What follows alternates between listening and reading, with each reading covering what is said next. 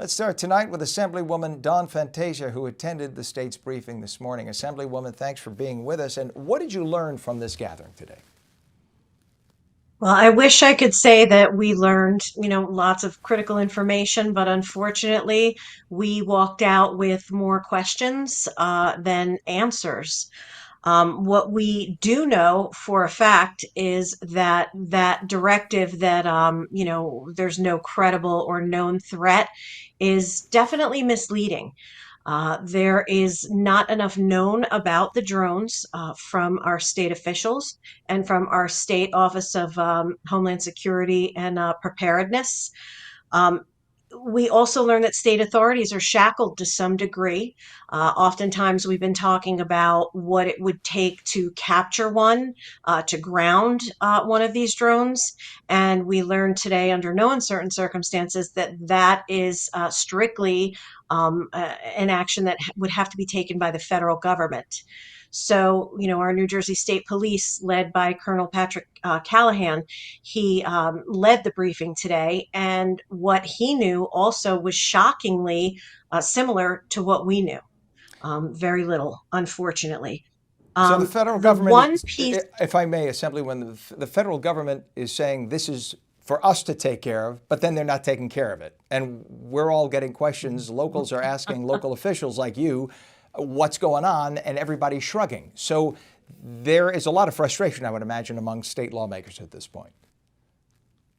well, just by law, by the way the law is written, the FAA controls every aspect of how we would go about, ever intercepting one of these devices, or whatever you would like to call it. Now, something kind of interesting that came up, and it was a bit of a throwaway, but there was a gentleman that was speaking to us from the Department of Homeland Security, and although the information he gave us was quite lackluster, and the majority of the room, if not all of the room, left entirely unimpressed, he did say something along the lines that the United States Coast Guard was alerted, and he could not tell us any additional information, but that we may be utilizing resources or have some connection, some correlation. They may be taking some type of action.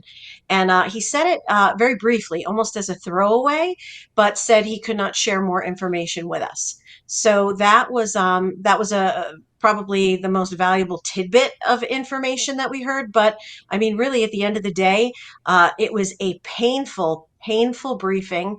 I know that some of my colleagues were very, very agitated. I mean, some of us live a very far distance, and it was a hike to go there and hear what we already knew. So that's why, I took copious notes in the meeting.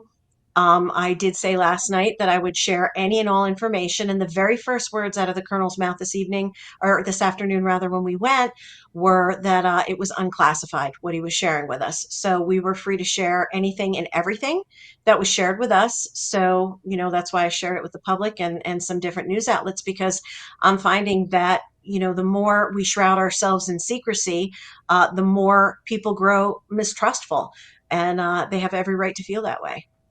And once again, the only thing we hear from someone like the governor is there's nothing to worry about. Well, how do we know there's nothing to worry about if it appears that there is no knowledge of what these things are, where they're from?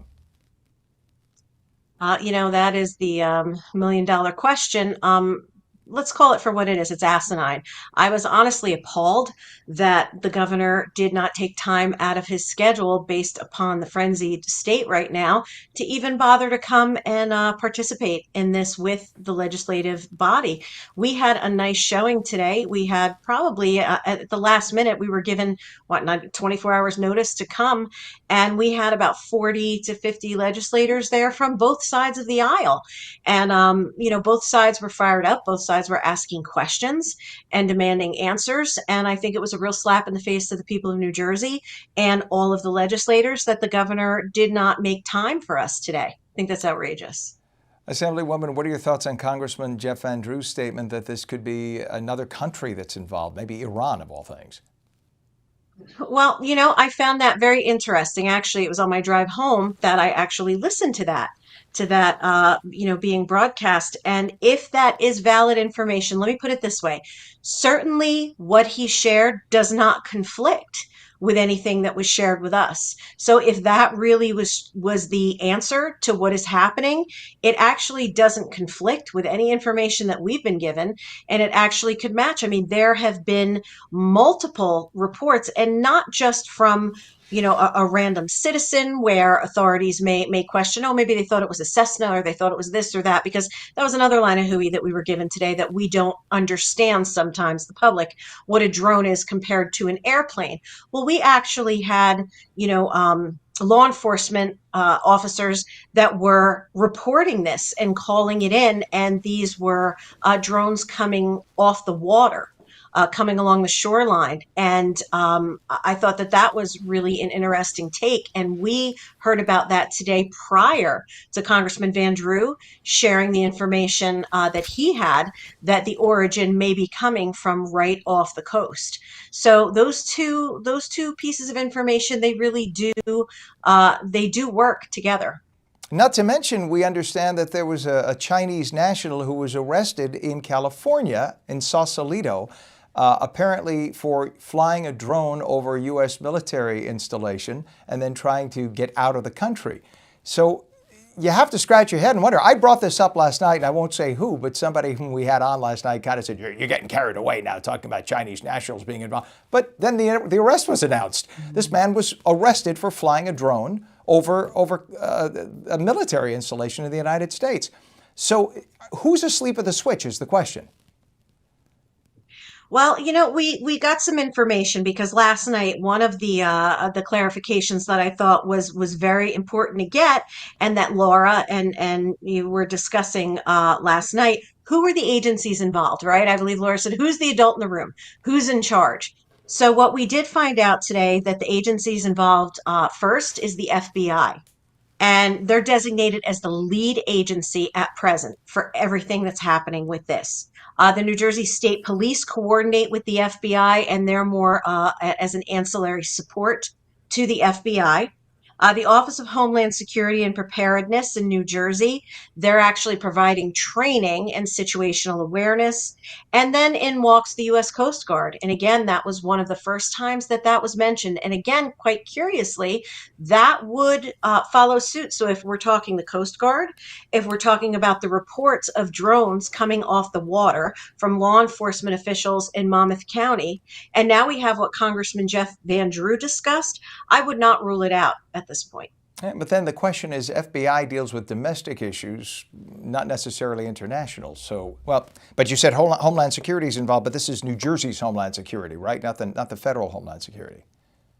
Correct. New Jersey's Homeland Security. And the other thing that we found very disheartening is that there seems to be quite a curve in where we are from a technological standpoint. I mean, the common questions from the lay people were saying, well, why can't you track it? How do you lose sight of a 6 foot in diameter aircraft that's flying? And we were told by the Department of Homeland Security, from the national standpoint, that gentleman today basically told us our technology was not caught up, was not ready, that we were in beta stages for certain technology that would be able to detect, like our version of infrared right now, he said, is not able to pick up what these drones actually are throwing off. So again, not to get in the weeds from the technical end of it, he got, a little bit technical with us. But, at the end of the day, what is not acceptable is to tell us that this is a figment of our imagination, that we're seeing airplanes, and that we're not seeing drones, and that we're safe and everything is fine. Because I'll end with this little gem here. On one hand, they're telling us there's no danger associated. And on the other hand, Colonel Pat Callahan told us that he had flown up a helicopter from his agency with two men above the drone, and sat above the drone, and he decided to call them back and not do that again for fear of the well-being of the pilot, co-pilot of the helicopter, thinking, well, what if there was something that was shot out from that helicopter? So you tell me, if we are saying that these pose no danger of any kind, why are we reluctant to send up our law enforcement officers in an aircraft, in a helicopter, to monitor this. So again, the stories, they just don't gel. They really are mutually exclusive. You either know what it is and know it doesn't pose a threat, as you said last night, clear as a bell, or you don't know what it is, and therefore you cannot determine with any certainty whether it's a danger or it's not. Absolutely. Assemblywoman, thank you so much, and for all your work and all your efforts. And I know you're fielding a lot of calls. I'm sure you'll get a lot more after tonight. Much appreciated for your time tonight.